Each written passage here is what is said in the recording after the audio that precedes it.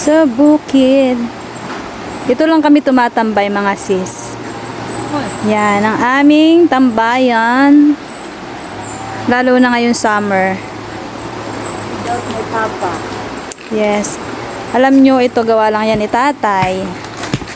Ito, siya lang naggumawa niyan. Hinakot-hakot niya. Tapos yun. Especially this one. Ayan, siya lang mag-isang naghakot ng mga bato niyan. Tapos, ayoko na. Ito dati ay kanyang, ano na nga to ate dati? Kuprahan? Kuprahan yan dati. So, ayan. Planning, dito itatayo yung kubo. May silong na. Nakahang. Ay, pag ako tata ako dito. Ako muna itatay.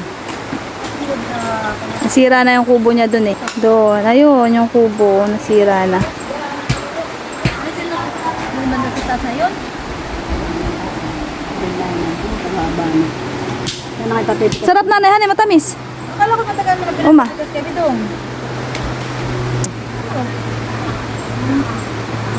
Puto ba, Mer?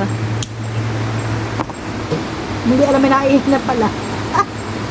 Kaya nga. Nag-upload ka? Hindi mo na-check? Kaya nga. Lagot ka dyan. Skandalous ka. Pwede natin. Oh, amoy gasolina. Ayun. Kalahati na nito ang nakain ko kanina. Pati buto ay kinakain. Pati daw buto nito ay kinakain na.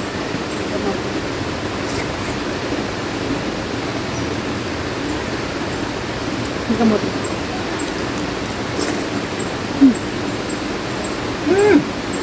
Kaputa ko ah. Hey!